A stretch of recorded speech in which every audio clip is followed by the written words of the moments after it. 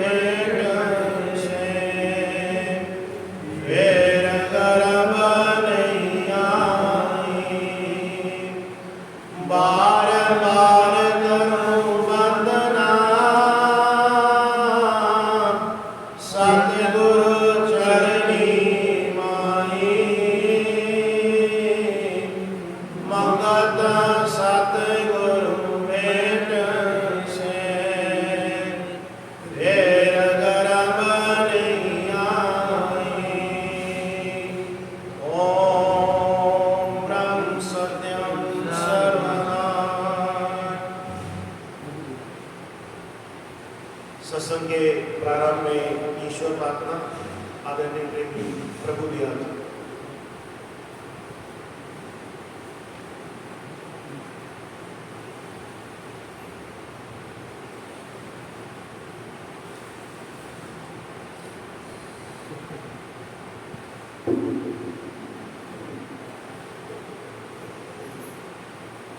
ओम ब्रह्म सत्यम सर्वदा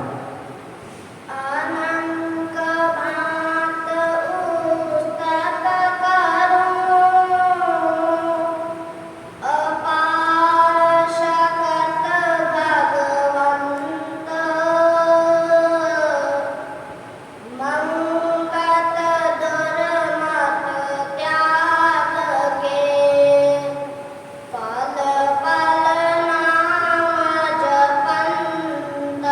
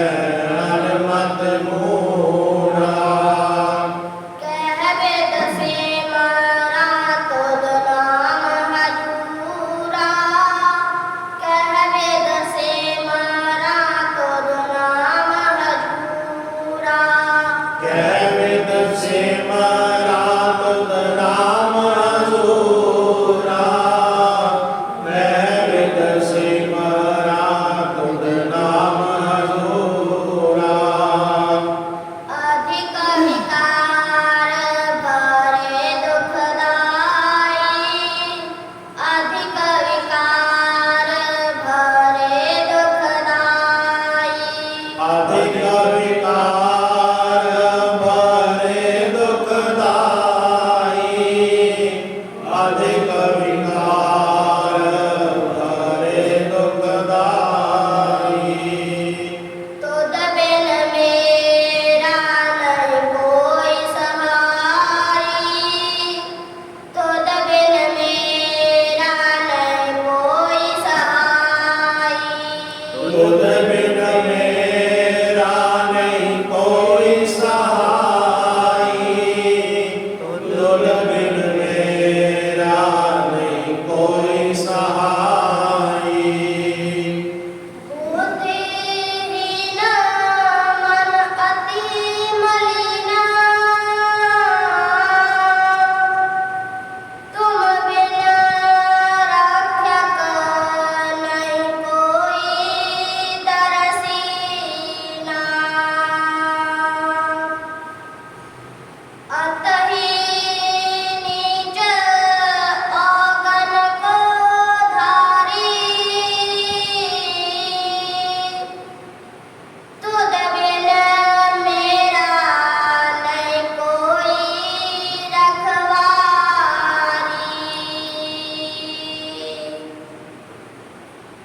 भ्रष्ट विकार चित्त धरे भनेर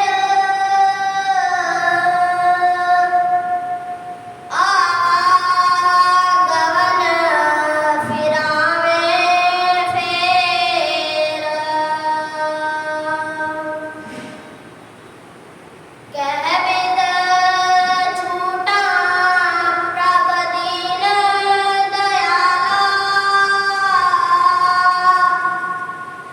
ना कोई जतन ना ज्ञान विशाला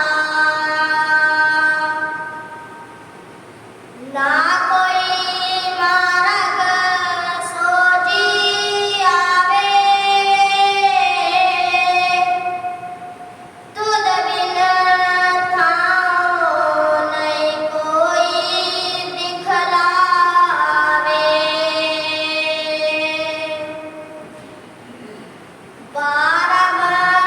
बारंबार ये किया विचारा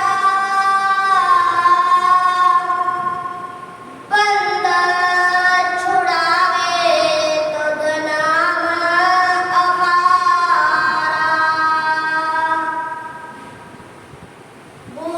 बुद्धिहीन नहीं उस्तत पाऊं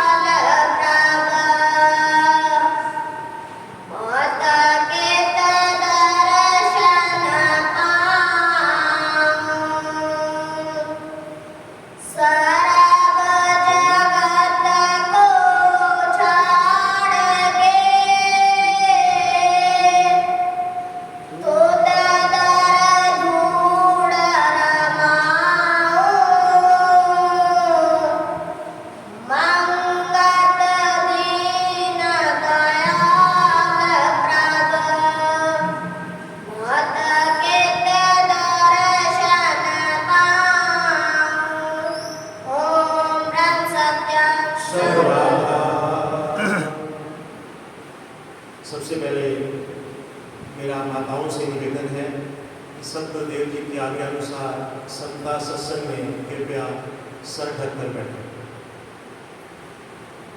गुरु खेवट संसार का पल में करे उधार,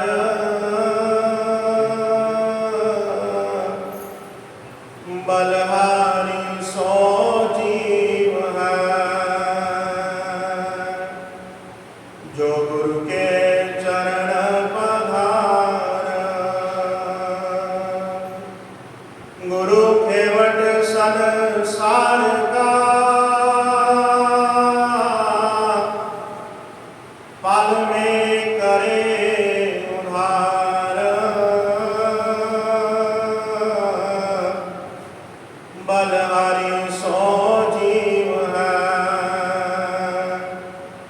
जो गुरु के चरण पधार। सबसे पहले दास शुभ स्थान गंगोटिया की पवित्र जन्मभूमि को कोटि कोटि नमन करता है, जहाँ पर 24 नवंबर 1903 को सतगुरुदेव महात्मा मंगलराम जी का जन्म हुआ। तत्पश्चात सतगुरुदेव जी के आदरणीय पिता गौरी शंकर जी और आदरणीय माता गणेशी देवी जी को कोटि कोटि गगन प्रणाम, जिनको सतगुरुदेव जी के माता पिता होने का परम सौभाग्य प्राप्त हुआ। और अंत में उन सभी प्रेमियों को दंडवत नमन है, जिनके माध्यम से हमें आज ये संता शास्त्र पढ़ने को मिल रहे हैं और अपने जीवन काल में उन्होंने सतगुरुदेव महात्मा मंगलराम जी का सानिध्य प्राप्त किया और सतगुरुदेव जी के साथ रहते रहते इन संता शास्त्रों का चयन हुआ और ये संता शिक्षा आज हम देश विदेश में विभिन्न माध्यमों से पढ़ रहे हैं। संघ समतावाद मलोट ने आज ये मासिक सत्संग का आयोजन किया है। सतगुरुदेव जी की आज्ञा है, जहाँ जहाँ पर भी समता योगासन है वहाँ पर हफ्तावारी, मासिक और वार्षिक सम्मेलन अवश्य होने चाहिए। ग्रंथ श्री समता विलास में पहला अध्याय है परम विधान, उसमें 40 प्रश्न हैं और 40 उत्तर सतगुरुदेव जी ने फरमाए हुए हैं। उसमें से एक प्रश्न है, तीर्थ कौन सी जगह होती है या तीर्थ किसको कहते हैं? सतगुरुदेव जी ने उसमें फरमान किया है, उसका उत्तर दिया है, तीर्थ वह जगह होती है जहां पर ईश्वर की महिमा का गायन किया जाए। ध्यानपूर्वक श्रवण करें, तीर्थ वह जगह होती है जहां पर ईश्वर की महिमा का गायन किया जाए। तो प्रभु प्रेमियों, चाहे वो घर है, चाहे वो मंदिर है, चाहे वो गुरुद्वारे हैं, गिरजाघर है, या जो भी कोई ऐसे स्थान है जहां पर ईश्वर की परम वाणी का गायन किया जा रहा है, वो जगह तीर्थ मान लेनी चाहिए। अभी आपने ग्रंथ श्री समता प्रकाश में अमरवाणी का गायन सुना। ये अमरवाणी सतगुरुदेव महात्मा मंगलराम जी को रात्रि को जब समाधि अवस्था में सतगुरुदेव लीन हो जाया करते थे, तो वो परम सत्ता ईश्वर अबोध अवस्था में ये वाणी प्रकट हुआ करती थी और सतगुरुदेव जी के परम शिष्य भगत बनासी दास जी, जिन्होंने 16 वर्ष सतगुरुदेव जी की सेवा में अपना जीवन अर्पण किया, वो साथ में बैठा करते थे, वाणी प्रकट हुआ करती थी, सदगुरुदेव जी के मुख से उच्चारण हुआ करती थी और साथ में भगत बनारसी दास जी उसको बैठकर कलमबद्ध किया करते थे। उस समय उर्दू भाषा में ये वाणी प्रकट फरमाई लिखी गई। जब सुबह होती थी और भगत बनारसी दास जी जब वे वाणी पढ़कर सदगुरुदेव जी को दोबारा सुनाया करते थे तो गुरुदेव हैरान हो जाते थे कि ये वाणी उन्होंने कब बोल दी और ये शब्द कब लिखे गए। तो भगत बनारसी दास जी कभी लिखने में कुछ गलती कर देते थे तो जब त्रुटि हो जाया करती थी करेक्शन के लिए वो गुरुदेव को कहा करते थे, महाराज ये दोहा मुझसे लिखा गया लेकिन ये छूट गया या इसमें ये गलती हो गई है तो कृपया इसको ठीक करवाएं। तो महाराज जी को दोबारा अंतर ध्यान होना पड़ता था तो 10 से 15 से 20 मिनट भी लग जाया करते थे, तब वो परम सत्ता की कृपा हो करती थी और वो दोहा जो है उसको लिखित रूप में दोबारा उसकी गलती को दुरुस्त किया जाता था। तो भगत जी ने महाराज जी से प्रश्न किया, महाराज ये कैसी अजीब बात है, रात को तो फटाफट वाणी का प्रवाह जल के स्रोत की तरह हुआ जा रहा होता है, लेकिन सुबह जब मैं आपको कहता हूं कि इसको दुरुस्त करवाना है तो आपको 15 से 20 मिनट लग जाया करते हैं। तो महाराज कहा करते हुए, प्रेमी ये उस परम सत्ता की कृपा है, उसके आज्ञा के बिना एक पत्ता भी नहीं हिल सकता। सत आज्ञा निरंकार इस ग्रंथ के अंतिम शब्द सदगुरुदेव जी ने 13 अप्रैल को हस्ताक्षर करने के बाद ये लिखवाए, सत आज्ञा निरंकार तेरी आज्ञा से तुझ बुद्धि से ये ग्रंथ की वाणी प्रकट फरमाई गई। ईश्वर हम सब में है, ईश्वर कण कण में है, लेकिन हम उसको देख नहीं सकते। शायद यही विडंबना है कि आज ईश्वर को मानने वाले, चलने वाले, समझने वाले बहुत कम हैं। ये 5 तात्विक शरीर जो हमें मिला है, इसके सुख भोगने में हर मनुष्य दिन रात यत्न कर रहा है, लेकिन ये सुख जो है क्षणभंगुर है। अगर सुख है तो दुख में वो तब्दील हो जाएगा, अगर दुख आया है तो वो भी जल्दी एक दिन सुख में भी तब्दील हो जाएगा। दिन है तो रात है, रात है तो दिन भी है, सुबह है तो शाम है। ये द्वैत में सृष्टि है, यानी हर चीज यहाँ पर डुअलिटी में है, 2 रूप है उसके, स्त्री है तो पुरुष है। लेकिन महामंत्र के 13 अक्षरों में जो भी सत्संग से पहले हम पढ़ते हैं, उन 13 अक्षरों में ईश्वर के नाम ही महाराज जी ने प्रकट फरमाए हैं और उसमें एक अक्षर है अद्वैत, यानी उसमें कोई द्वैत नहीं है। और ईश्वर में मिलने के लिए ही हमें ये मानुष चोला प्राप्त हुआ है। ईश्वर से हम बिछड़े हुए हैं और ईश्वर में ही हमें ये वापस मिलना है।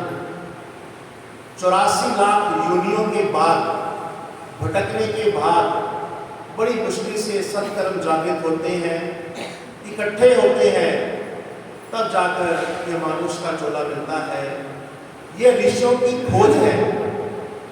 किसी साइंस की किताब में, किसी बड़े से बड़े CBSE, ICSE, इंटरनेशनल स्कूल में ये पढ़ाया नहीं जाएगा कि मानुष चोला किस लिए मिला है।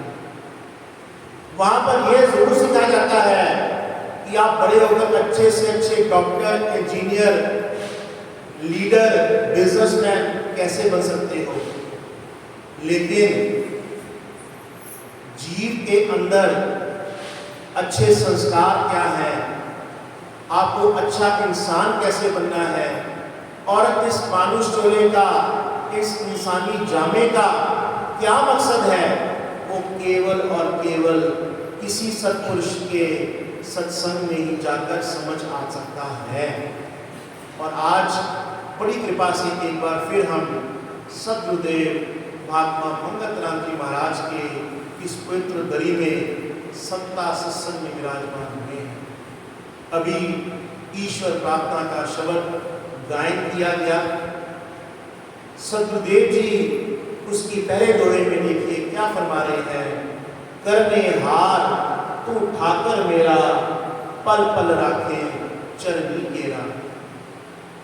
तो भाव इस दोहे का केवल और केवल मात्र एक ही है कि हे परमपिता परमेश्वर, केवल तू ही मेरा राखनहार है, केवल तू ही सब कुछ करने वाला है, तू ही सबका उद्धार कर सकता है, मेरा भी उद्धार तूने करना है।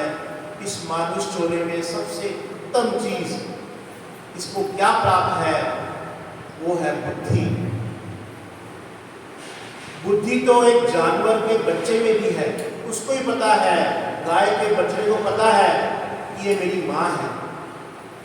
लेकिन विवेकशील बुद्धि, इसमें विवेक हो, वो मानुष चोले को प्राप्त है।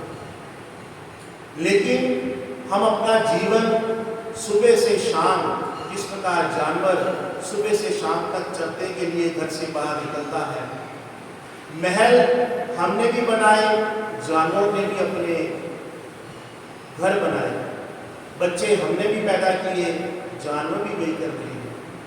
तो फिर हमें और उनमें कोई ना कोई फर्क होना चाहिए। यही महाराज जी ने फरमाया कि प्रेमी बस विचार करो। जिस दिन हमारे अंदर ये विचार पैदा हो गया कि कहाँ से आया, कहाँ नर जाए, कौन तेरो मुकाम, मंगत सार विचारना, मानुष जन्म का काम। तो ये विचार जब पैदा हो जाएगा, ये प्रश्न जिस दिन हमारे अंदर आ गया, उस दिन हम जिज्ञासु कहलाएंगे।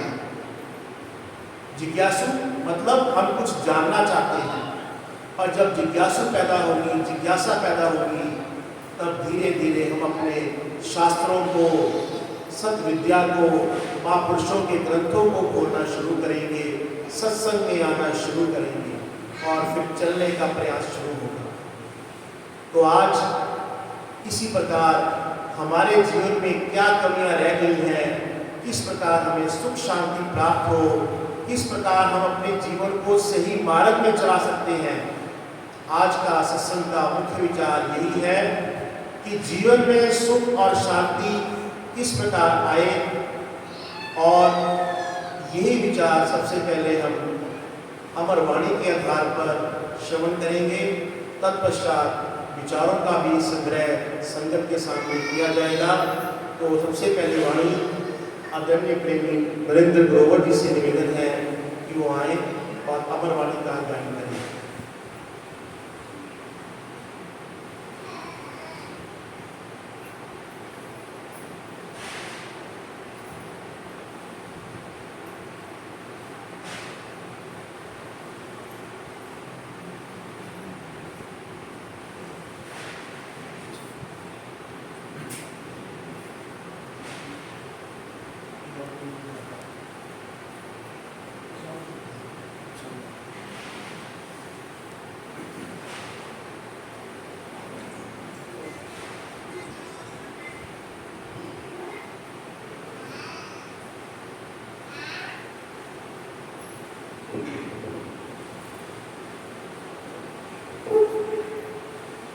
ओम ब्रह्म सत्यम सर्वात्मा राम चरण हृदय रखो, पल पल करो पुकार,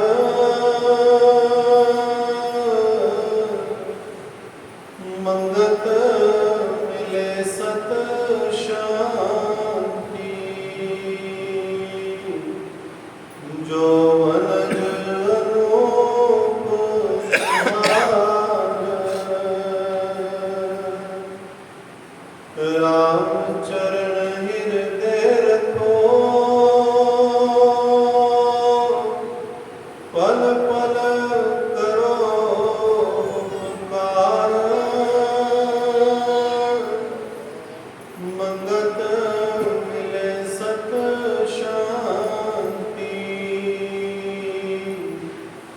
जो वनज अनूप ये धार, ऐसे मार्ग में नित चालो, जहाँ से हर के दीन दयालो, सतपुरुषों की संगत धारो, सत सिखिया हृदय विचारो, दृढ़ निश्चय प्रभु चरण में राखो, सब कुछ तिसकी आज्ञा में भागो, दीन दुखी की सेवा कीजो, सतमार्ग की रसना लीजो, धन संपत उपकार में त्यागो, सत स्वरूप में उठ के जागो, सब जीवों पर कीजो दया, परम पुरख साधब हर खाया, खिमा स्वरूप धारो नित नीता, पर दुख विचार करो परहेता, पाप पुण्य नित करो विचारा, पाप कर्म सब तजो विकारा, उठ पर भाती भज गोविंदा, दिवस रैन पामे आनंदा,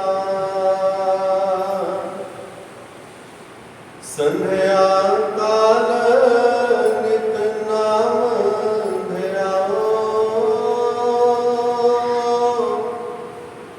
पाप कर्म से मुक्ता पाओ,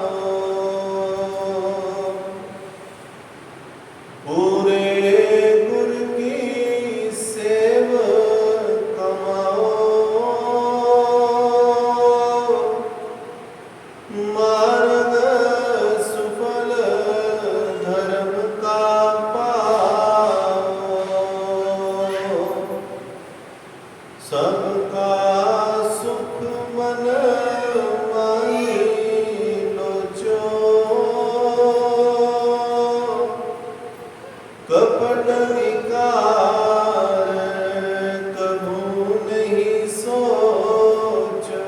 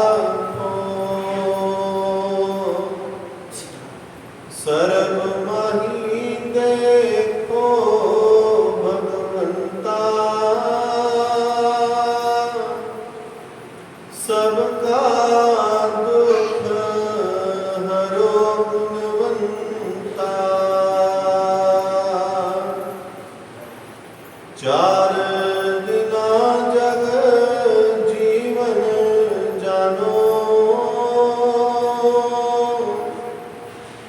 सत्य करनी हृदय पहचानो।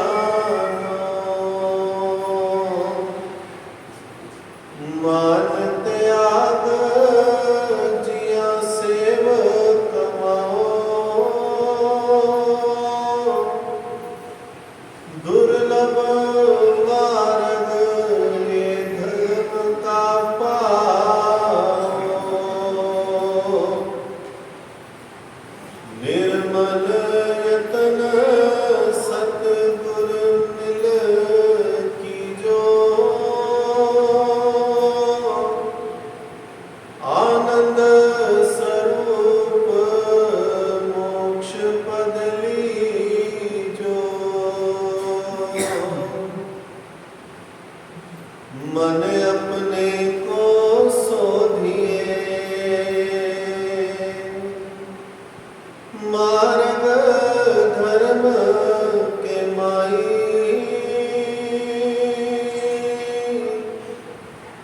मंगत कहे पुकार के, जुग जुग शांत समाई। मन अपने को सोधिए,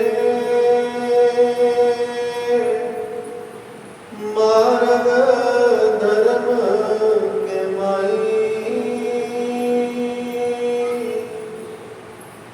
मंगत कहे पुकार के, जुग जुग शांत समाई। ओम ब्रह्म सत्यम सर्वदा। आदरणीय प्रेमी वीरेंद्र जी से निवेदन है कि वो आए और अमरवाणी और वचनों के आधार पर इस विचार को संगत के समक्ष साझा करें। विषय है जीवन में सुख शांति कैसे आए।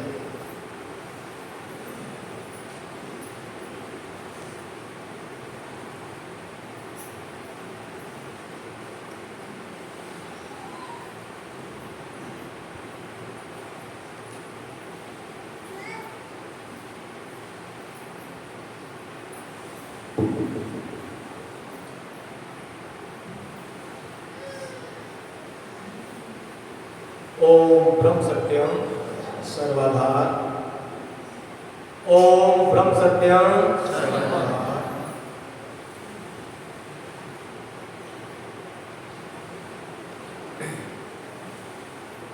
गुण ज्ञान कछु ना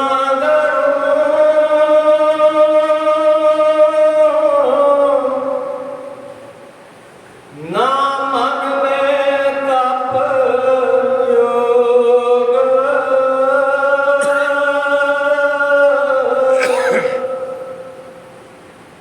मंगत होवे ज्ञान प्रभु।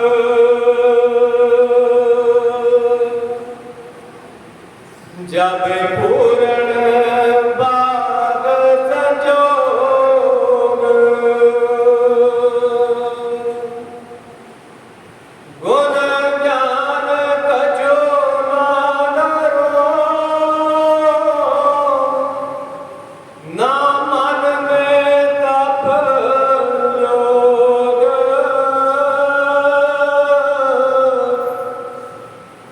मंगत होवे ज्ञान प्रभु।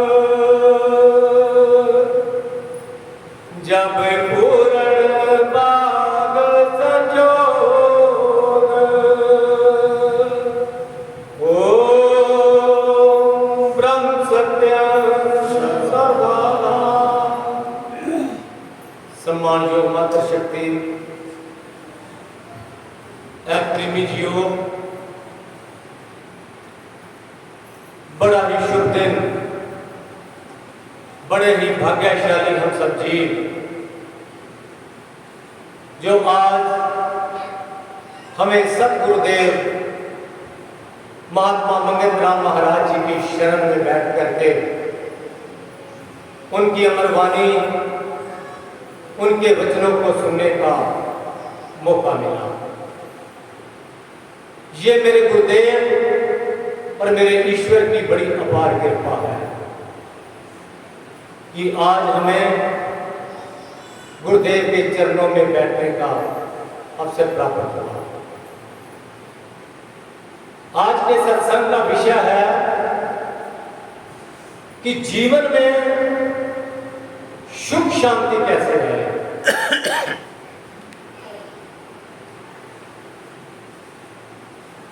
प्रेमियों, हम सब जितने भी जीव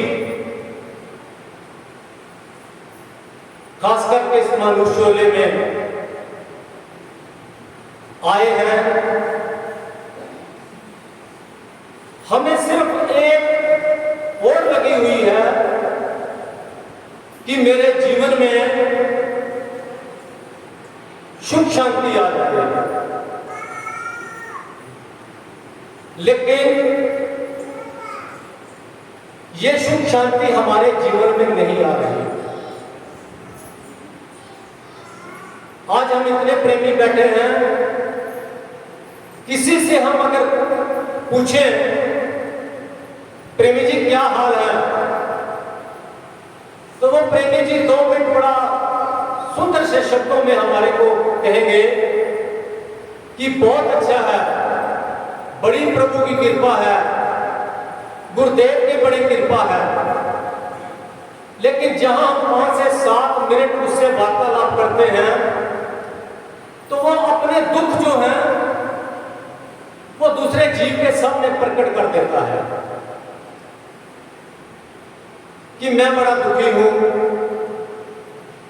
मैं अपने पति से दुखी हूं, मैं पत्नी से दुखी हूं, मैं बेटे से दुखी हूं, मैं बिजनेस से दुखी हूं।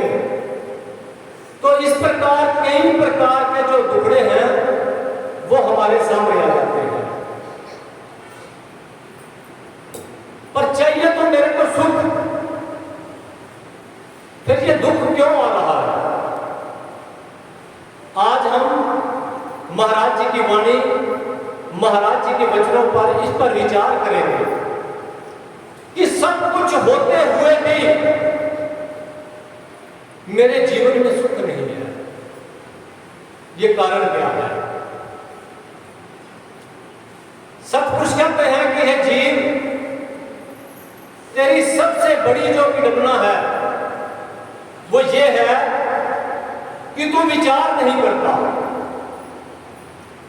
हमने विचार करना है कि आज मैं यहां पे बैठा हूं, किस लिए बैठा हूं? मैं इस धरा पर आया हूं, मैं किस लिए आया हूं? और मेरी अगला मुकाम कहां पे है? मैंने जाना कहां पे है? जब हम इस विषय पर विचार करने लग जाएंगे तो सतगुरुदेव महात्मा मंगत राम महाराज जी गारंटी देते हैं कि कोई भी हम कोई मलिन कर्म नहीं करेंगे। जब हम मलिन कर्म नहीं करेंगे तो हमारे जो जीवन के अंदर दुख है वो आएगा ही नहीं। हम इस शोले में आकर के इस संसार की चकाचौंध में फंस जाते हैं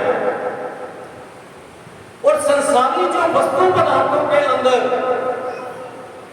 हम उनसे लगाव करना शुरू कर देते हैं, प्यार करना शुरू कर देते हैं। जहां तक कि हम अपने गुरुदेव और ईश्वर से भी संसारी चीजें मांगनी शुरू कर देते हैं। ये हमारी सबकी बातें, ये नहीं कि मैं बोल रहा हूं तो मैं नहीं ये मांगता। ये हमारी सबसे बड़ी विडंबना है कि हम किसी भी मंदिर, मस्जिद, गुरुद्वारे कहीं भी हम जाते हैं तो सबसे पहले हम 10 रुपए का मत्था टेकेंगे और हम कई अनमोल चीजें ऐसे ईश्वर से मांग लेते हैं। हम कहते हैं कि इसी में सुख शांति मेरे को मिल जाएगी। लेकिन सतपुरुष इसका खंडन करते हैं। कहते हैं कि संसारी चीजों में ही सुख शांति प्राप्त करने की हम कोशिश करते हैं, यही हमारी सबसे बड़ी भूल है। अब गुरुदेव ऐसे ही सत्संग किया करते थे। सत्संग जब समाप्त होता था तो ऐसे ही महाराज जी की जब समाधि अवस्था टूटती थी तो महाराज जी के सामने ऐसे ही प्रेमी बैठे होते थे। महाराज जी कहते थे, प्रेमियों कुछ प्रश्न करो। तो किसी प्रेमी ने महाराज जी से प्रश्न कर दिया कि महाराज जी, असली शांति कैसे प्राप्त हो सकती है? असली शांति कैसे प्राप्त हो सकती है? महाराज जी ने उत्तर दिया, कहते हैं बड़ी से बड़ी कोशिश करके परम पिता परमेश्वर के चरणों से प्रीति लगाने से असली शांति प्राप्त होती है।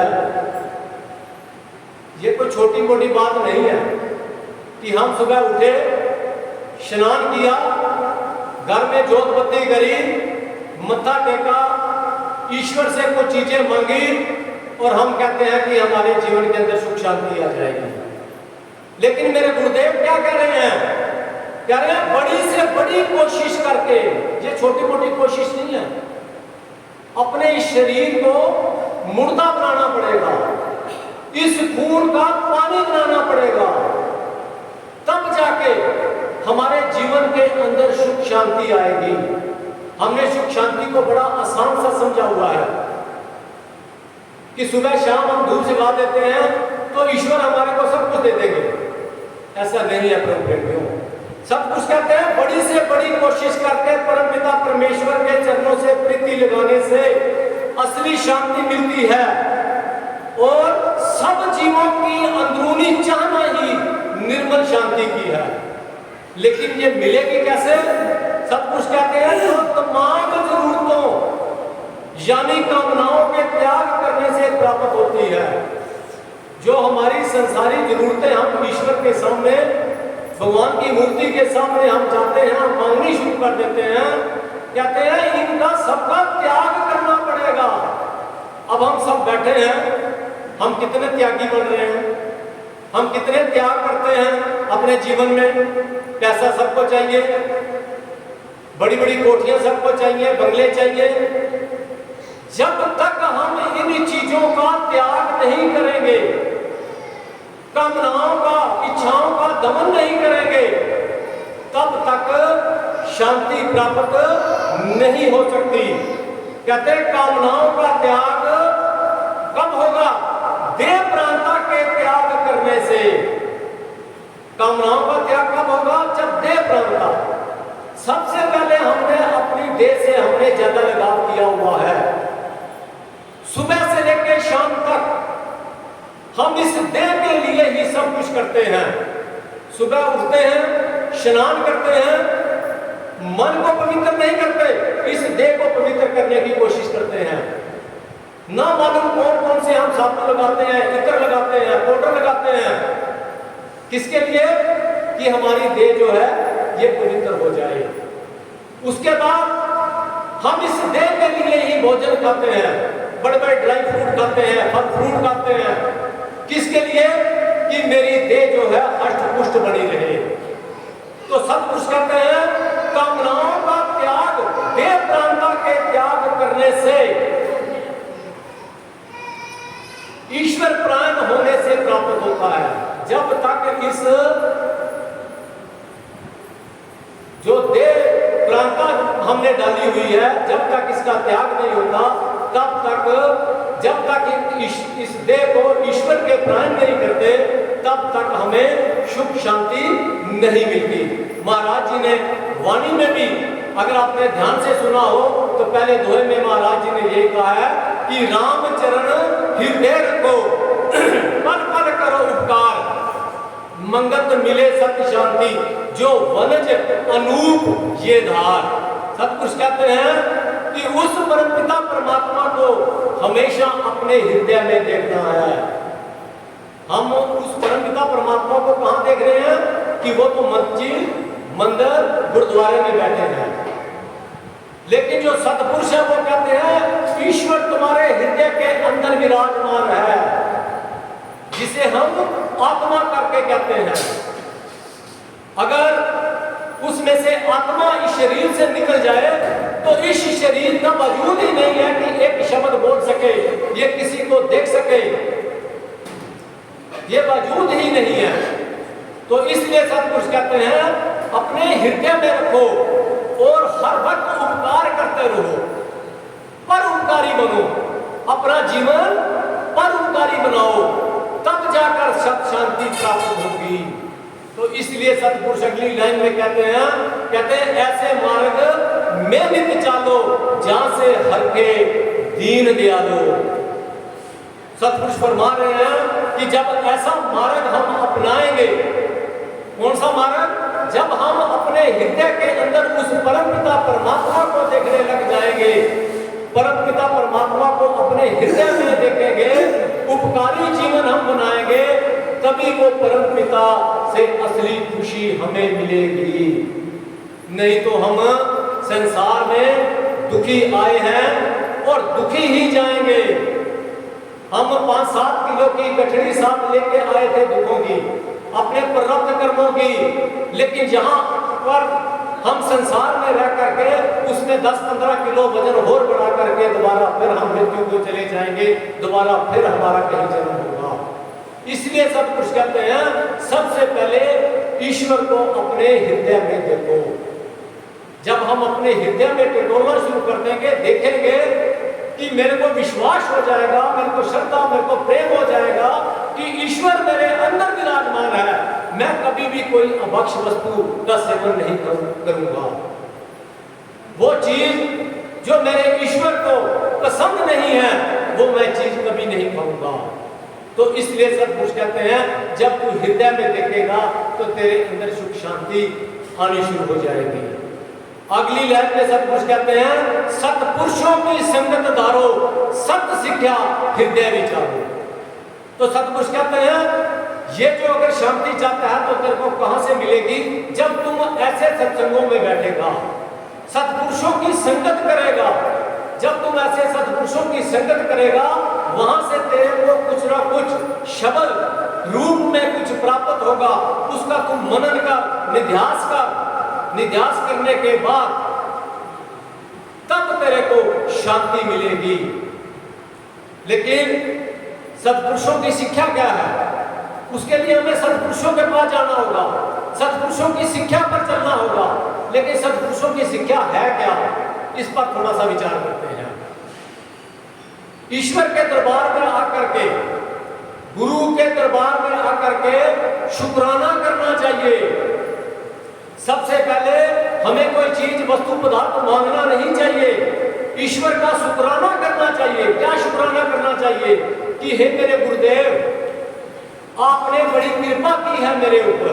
आज हम यहाँ बैठे हैं, गुरुदेव के चरणों में एक प्रार्थना करनी है कि गुरुदेव आपने बड़ी कृपा की है मेरे ऊपर, कि आपने ये जो वक्त मेरे को अपने चरणों में दिया, थोड़ा सा जो आज मैं अपने नेक कमाई से जो मैं पैसा इस लंगर में डाल रहा हूं, ये सब आपकी कृपा है। अगर आपकी कृपा ना होती तो शायद इस वक्त मैं किसी हॉस्पिटल की लाइन में लगा होता, किसी डॉक्टर के पास बैठा होता, किसी वकील के पास बैठा होता, या और किसी संसारी कामों में उलझा होता।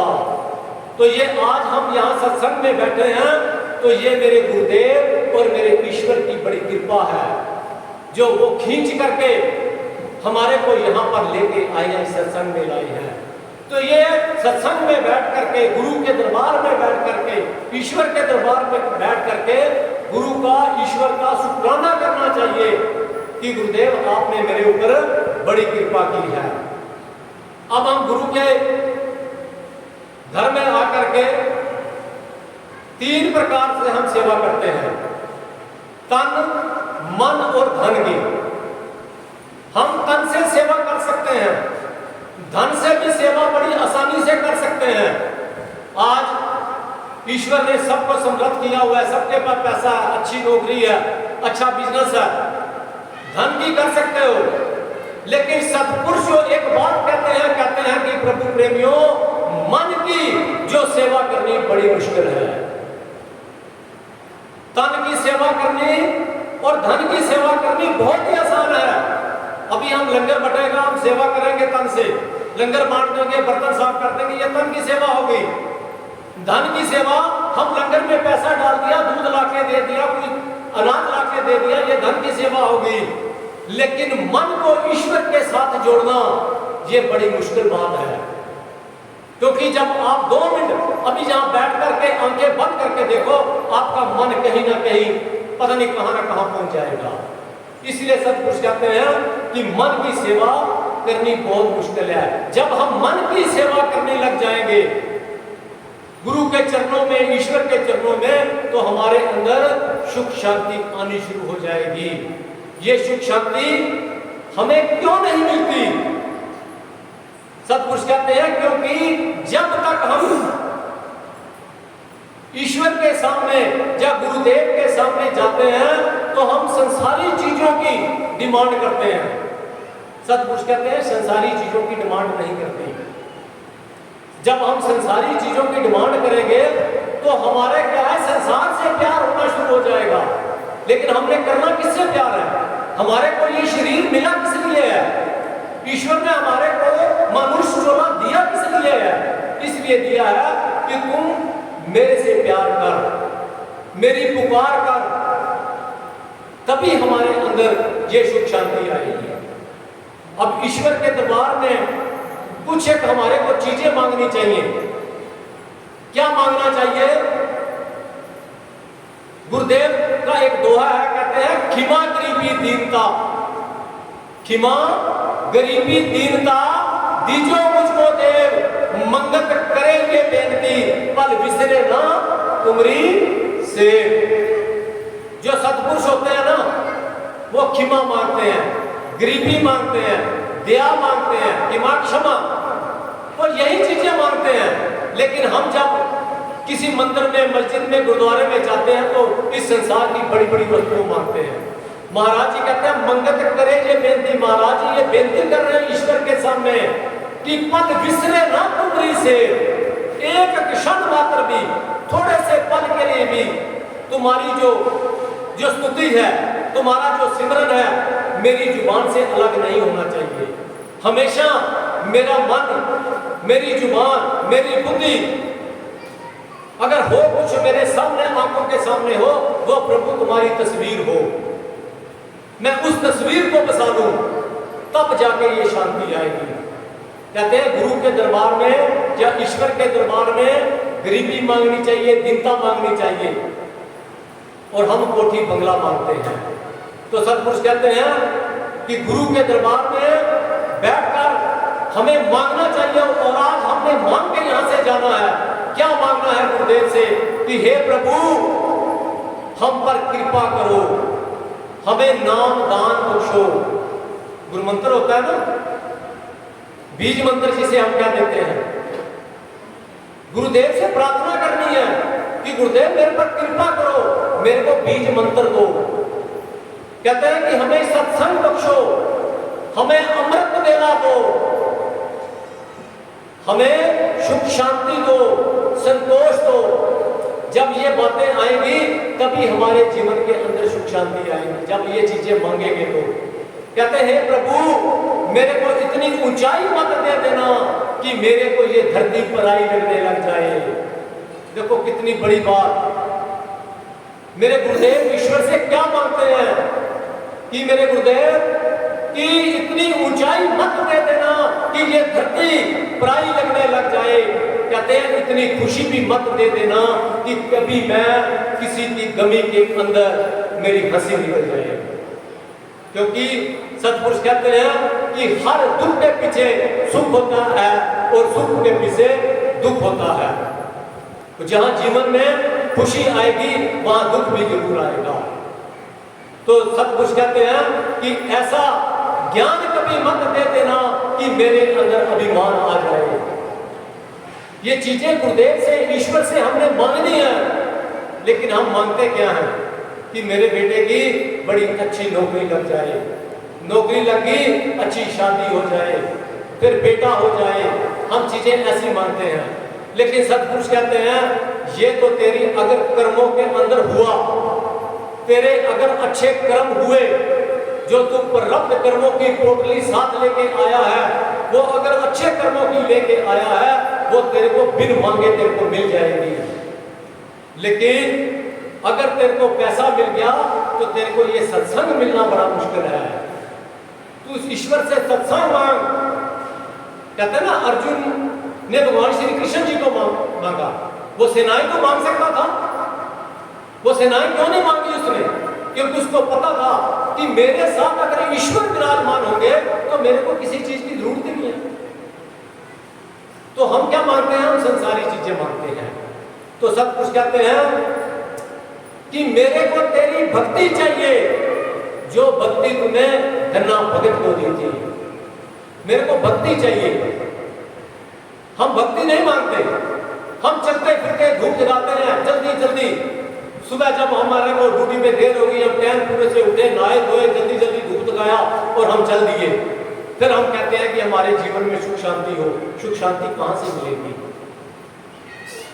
अभी मैं कल एक सत्उपदेश सुन रहा था, किसी संत का था, वो कह रहे हैं कि हमारे जीवन में सुख शांति कैसे आएगी। अब जपजी साहब होता है ना, जपजी साहब कहते हैं हम 2-2.5 मिनट के अंदर उसको खत्म कर देते हैं। हालांकि अगर कोई गुरुद्वारे के अंदर वो पाठी पढ़े ना, कम से कम 20 मिनट, कम से कम 15-16 मिनट उसका टाइम है। लेकिन हम क्या करते हैं, 2.5-3 मिनट के अंदर जल्दी जल्दी पढ़ के उसको खत्म कर देते हैं।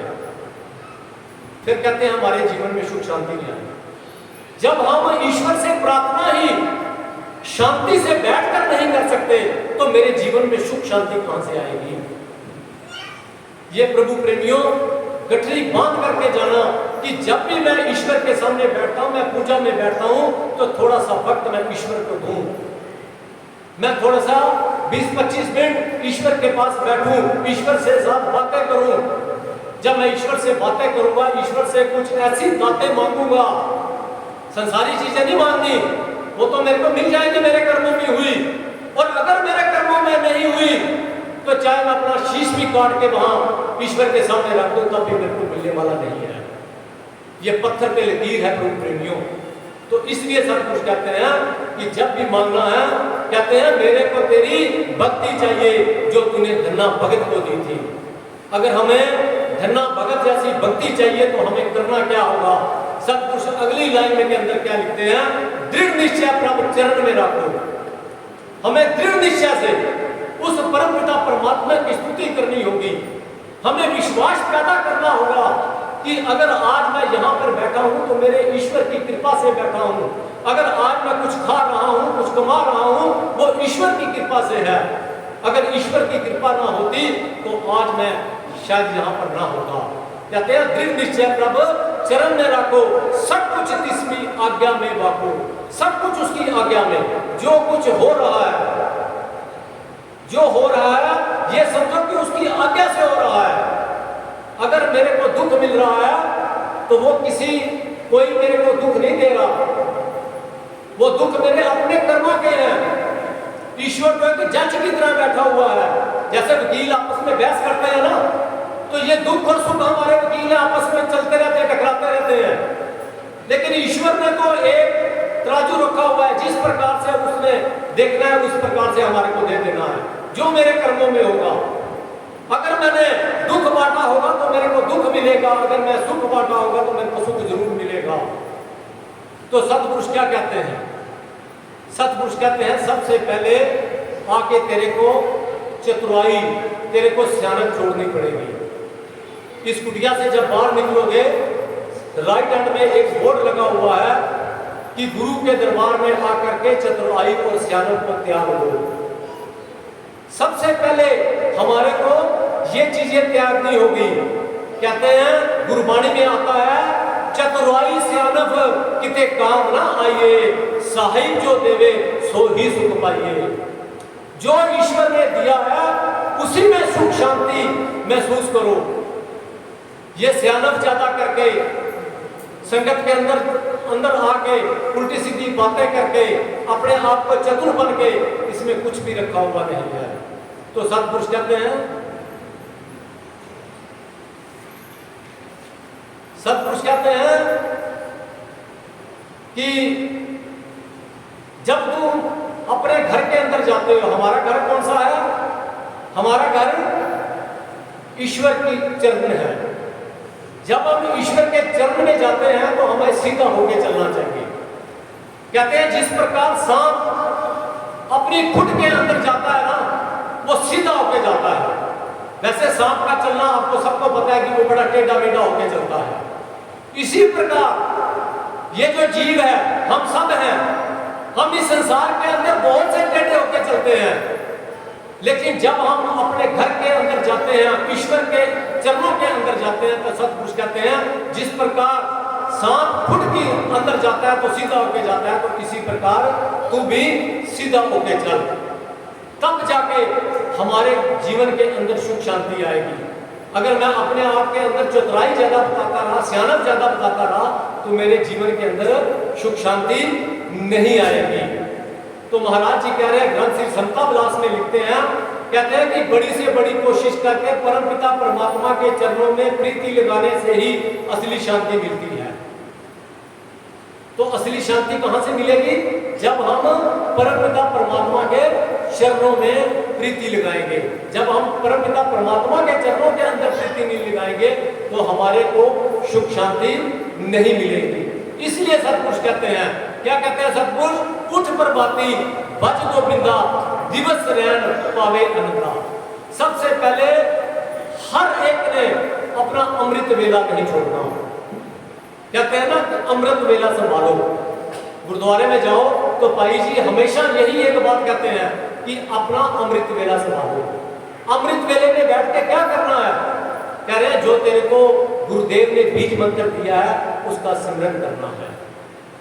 तभी जाके क्या कहते हैं? दिवस रैन पावे आनंदा। जब हम एक दिन आप सुबह 4 बजे उठ के नहा धो करके सिमरन करना शुरू कर दो, आधा घंटा 20 मिनट जो भी आपके क्षमता अनुसार, तो आपका पूरा दिन, आपको जीवन जो है आपका सुखमय हो जाएगा, आनंदित हो जाएगा। आगे कहते हैं संध्या काल नित नाम ध्याओ पाप कर्म से मुक्ता पाओ। शाम के समय फिर ऐसे ही 15-20 मिनट ईश्वर को याद करना है और ईश्वर से बातें करनी है।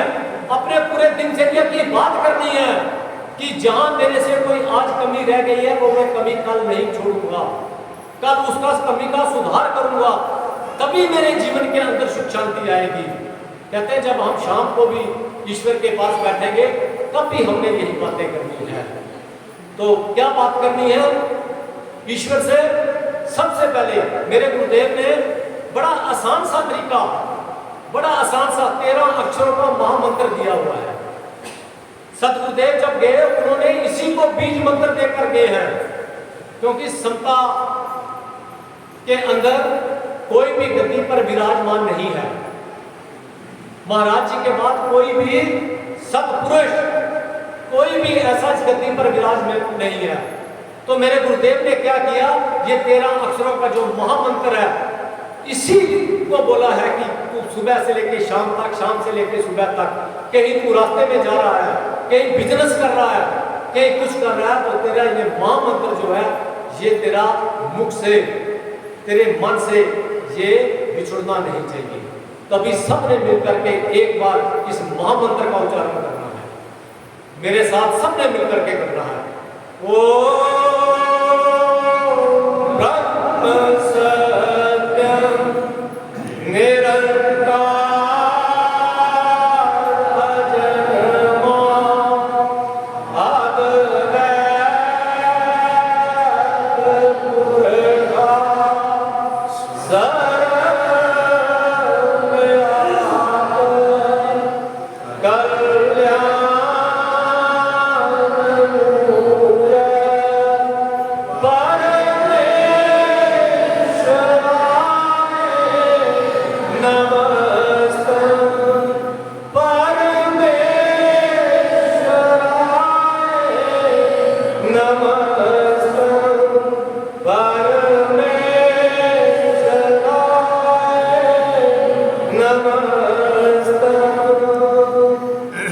सतपुरुष कहते हैं जब इस महामंत्र का उच्चारण तो विश्वास, श्रद्धा और प्रेम से करेगा ना, तो तेरे अंदर सुख शांति आनी शुरू हो जाएगी, तभी हमारा कल्याण होगा। कहते हैं नाम जैसा कोई मित्र नहीं। ये नाम मेरे गुरुदेव ने महामंत्र नाम दान किया हुआ है। कहते हैं इस जैसा कोई मित्र नहीं, नाम जैसा कोई अंगरक्षक नहीं, नाम जैसा हमारी सहायता करने वाला नहीं। अगर जीवन में नाम नहीं, अगर जीवन में हमने ईश्वर का नाम लेकर उसको पुकारा नहीं, तो महाभारत में आपने देखा ही होगा द्रौपदी को शरेआम उस सभा के अंदर उसके पल्लू को खींचा जा रहा था साड़ी के, लेकिन उसको विश्वास किस पे था? अपने पति पर, अपने गुरु पर, और बहुत से अपने दादा परदादा बैठे हुए थे, लेकिन सबने नजरें जो नीचे झुका दी। उस वक्त द्रौपदी ने भगवान श्री कृष्ण जी को पुकारा कि हे द्वारका नंदन कृष्ण भगवान। उस समय भगवान श्री कृष्ण जी प्रकट हुए और कहते हैं कि दुशासन उस पल्लू को खींचते खींचते थक गया, गिर गया, लेकिन वो पल्लू खत्म नहीं हुआ। इसलिए ईश्वर को भी यही कहना है कि तू मेरे नाम को भज, तू मेरी स्तुति कर, तभी मैं प्रकट होऊंगा। हम क्या करते हैं? हम ईश्वर के सामने जाते हैं, हम अपनी संसारी चीजें मांगने शुरू कर देते हैं, तो कहां से सुख शांति आएगी? तो सतपुरुष कहते हैं, लास्ट में सतपुरुष कह रहे हैं कि मन अपने को सो दिए। इस वाणी का निचोड़ ही यही है कि मन के अंदर तेरे ईश्वर बैठा हुआ है। मन अपने को सो दिए मार्ग धर्म के माई। अगर तुम धर्म मार्ग में चलना चाहते हो तो तेरे को कहीं जाने की जरूरत नहीं है, किसी का आशीर्वाद लेने की जरूरत नहीं है। तू अपने मन को सो, वो ईश्वर तेरे अंदर विराजमान है। तू जब इस मन को सो देगा, कहते हैं मंगत कहे पुकार के जुग जुग शांत समाए, इस युग में नहीं। क्योंकि जब हम ईश्वर के साथ हमारा मिलान ही हो गया तो हमारे को हो क्या चाहिए? जब ईश्वर ही मेरे को मिल गए तो ईश्वर ही तो सुख शांति है। जब ईश्वर मेरे को मिल गए तो मेरे को इस संसार से हो क्या चाहिए? मेरे को तो सब कुछ मिल गया। अर्जुन को भगवान श्री कृष्ण मिल गए थे, उसको सब कुछ मिल गया। और इसी प्रकार अगर मेरे जीवन में अगर मैं इस महामंत्र का उच्चारण अपने विश्वास से इस मन के अंदर तक लेके जाऊं और मैं इस महसूस करूं कि मेरे ईश्वर मेरे अंदर विराजमान है, तो मेरे जीवन के अंदर सुख शांति आ जाएगी। तो इन्हीं शब्दों के साथ अगर रात से कोई गलती हो गई तो क्षमा प्रार्थी। ओम ब्रह्म सत्यम सर्वधार। बड़े सुंदर विचार प्रेमी जी ने शंकर के समक्ष रखे। विषय था जीवन में सुख और शांति कैसे है। जरा विचार करें, क्या हमारे जीवन में सुख और शांति है? शायद प्रेमी ये मानेंगे कि बिल्कुल जी मैं तो सुखी हूं, मेरा बेटा मेरी बात मानता है, मेरा जो बिजनेस है बहुत अच्छा चल रहा है, मेरी नौकरी बहुत अच्छी चल रही है, मैं तो सुखी हूँ, प्रॉब्लम ही नहीं है कोई। अब जरा छोटा सा एग्जाम्पल ले, उदाहरण ले। गर्मी का मौसम है, एसी कूलर पंखे हमारे घरों में लगे हुए हैं, सुख का हम आनंद ले रहे हैं। तो अभी प्रेमी जी ने बात की, महापुरुषों की बात की कि संसारी वस्तुएं ही दुख का कारण है। यह महापुरुषों के वचन है, संसारी वस्तुएं दुख का कारण है। लेकिन गर्मी में घर में अगर एसी कूलर पंखा ना हो तो हम दुखी हो जाएंगे। तो यह महापुरुषों की बात को उलट लगती है। जबकि अगर गर्मी में एसी कूलर ना चले तो हम तो दुखी हो जाएंगे। अगर वो चल रहा है तो हमें सुख मिल रहा है, महापुरुष कह रहे हैं दुख का कारण है। तो जरा विचार करें, कमरे में जब हम तक बैठे हैं तो हम सुख का आनंद ले रहे हैं शरीर से। कमरे से बाहर निकलते ही जब वो धूप लगेगी, गर्मी का एहसास होगा तो हम जल जल हो जाएंगे, तड़पने लगेंगे। तो ये सुख जो है छिन्न भंगुर है। सुख के बाद दुख है और दुख के बाद फिर सुख है, शांति है तो अशांति है। महाराज जी एक बात को कहा करते थे, एक शब्द वो बार बार इस्तेमाल किया करते थे, आनंद। प्रेमियों, आनंद की बाढ़ आई हुई है, अंदर आनंद की बाढ़ आई हुई है। जो प्रेमी महाराज जी के पास बैठा करते थे वो कहते थे, महाराज आपके पास बैठकर उठने का मन ही नहीं करता, ठंडक इतनी महसूस हो रही है, मन को शांति मिल रही है, आनंद आ रहा है। आनंद एक ऐसा लफ्ज है हिंदी का जिसका कोई उलट शब्द नहीं है। शांति का उलट है अशांति, सुख का है दुख, लेकिन आनंद का सिर्फ पर्यायवाची है, विलोम शब्द है ही नहीं। तो क्यों ना हमारे शरीर ऐसे बन जाए गुरुदेव की तरह कि ना दिन का पता लगे, ना रात का पता लगे, ना गर्मी का ना सर्दी का, केवल और केवल आनंद ही हमारे अंदर और बाहर बाढ़ की तरह, गुरुदेव की तरह सभी सत्पुरुषों के अंदर आनंद की बाढ़ आ रही थी। ये सबका ज्ञान महाराज जी ने वो पहली बार इस धरती पर नहीं दिया। आदिकाल से वेदों में, शास्त्रों में कोई भी सत्पुरुष पूरे विश्व में जहां कहीं भी हुआ हो, उसने भी यही ज्ञान दिया है, ताकि जीव जो तड़प रहे हैं संसार में, जिनको सही रास्ता नहीं पता, वो ऐसे शास्त्रों को पढ़कर सुनकर, महाराज जी ने एक महावाक्य कहा, 4 बातें करनी है सिर्फ हमें। वो 4 बातें क्या है? जब तक तू सोचेगा, समझेगा, मानेगा और उस मुताबिक चलेगा नहीं, जब तक तू सोचेगा, समझेगा, मानेगा और फिर उस मुताबिक चलेगा नहीं, तब तक चाहे साक्षात ब्रह्मा भी आ जाए, तब भी तेरा कल्याण नहीं होता। क्यों अपने सफर को लंबा करता है? उठ जा, अपने कल्याण के मार्ग पर चल पड़। ये बात तू आज समझ ले, 4 साल बाद समझ ले, 10 जन्मों के बाद समझ लेना, समझना यही पड़ेगा। तो प्रेमियों, मौका यही है, मानुष टोला। समय बीतता जा रहा है, कार्य बहुत महान है। इसी प्रकार के सत्संगों में ये सद्बुद्धि गुरुदेव हमें दें, जिस भी इष्ट को, ईश्वर को, परमात्मा को, परवरदिगार को, सत्पुरुष को मानते हैं, उनके चरणों में दंडवत करें कि उन्हें सद्बुद्धि दें, ताकि हम अपने सही रास्ते को चुन सकें और कल्याण के मार्ग पर अग्रसर हों। संगत का समय दास की वादा ले लिया है, उसके लिए क्षमा प्रार्थी है। सत्संग का आखिरी चरण विराग्यवाणी आदरणीय प्रेमी धर्मवीर जी से निवेदन है कि आए और अमरवाणी का गायन करें।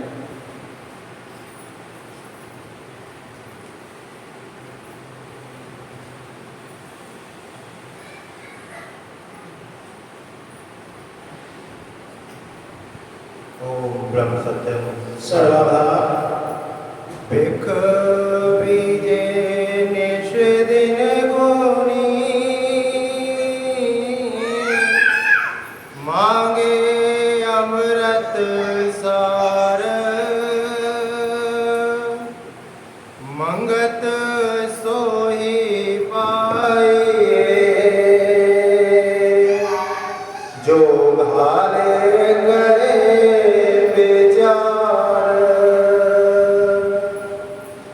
भिख बीजे निश दिन गुनी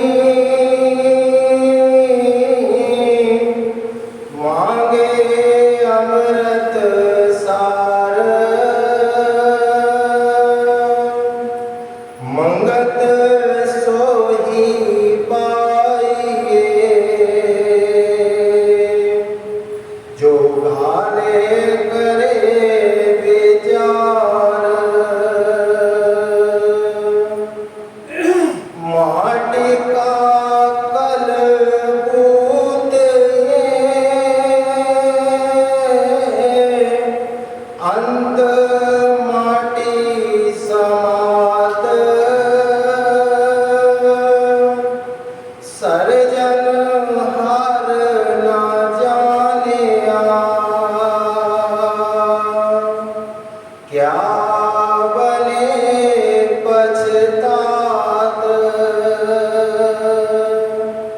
काया रूप है हांडिया, विषय भोग का भात, आठ पहर जलती रहे,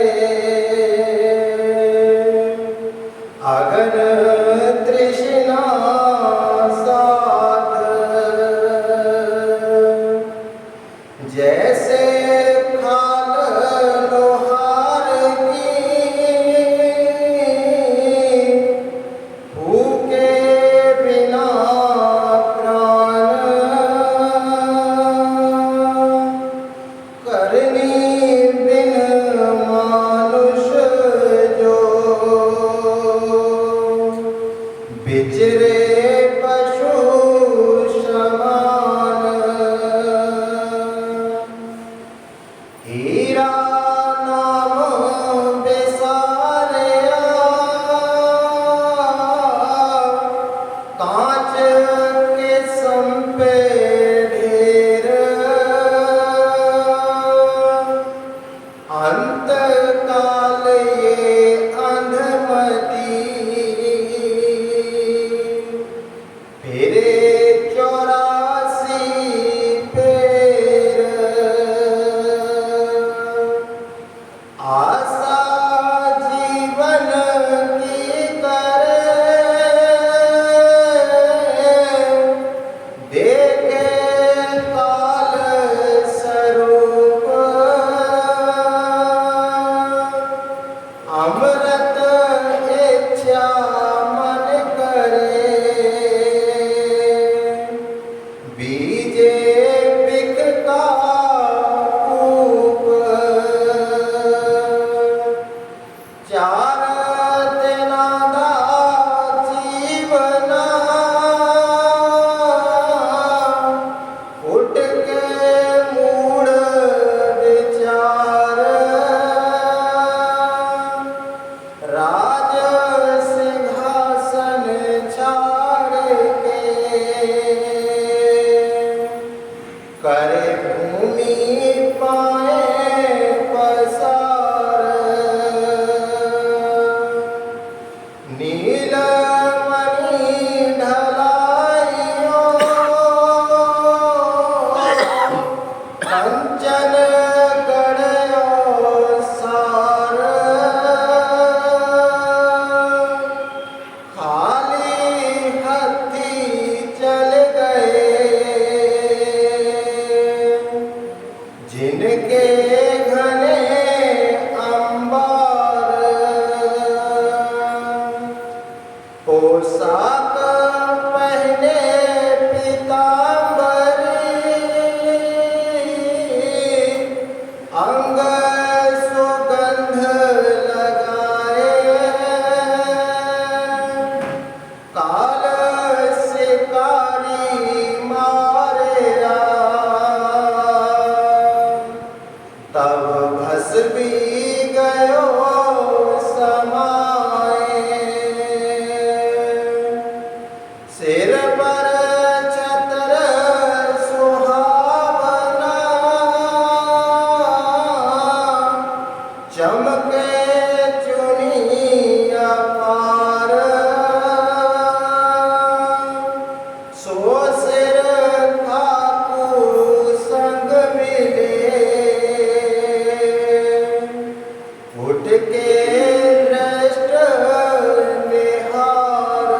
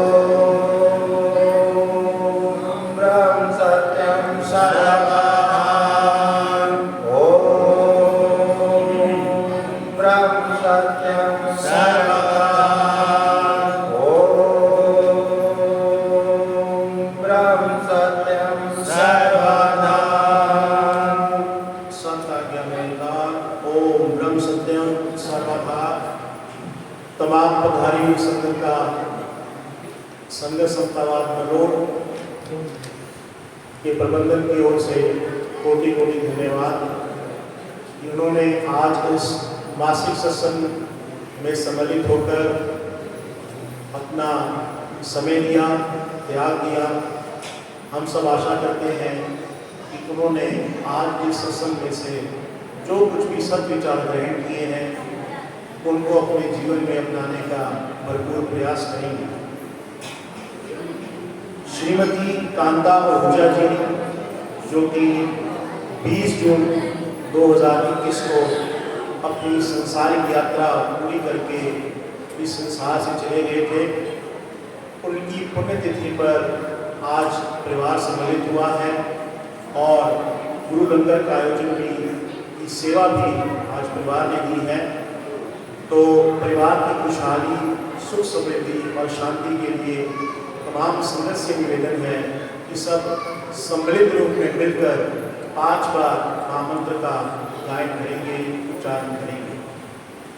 ओम ब्रह्म सत्यम निरंकार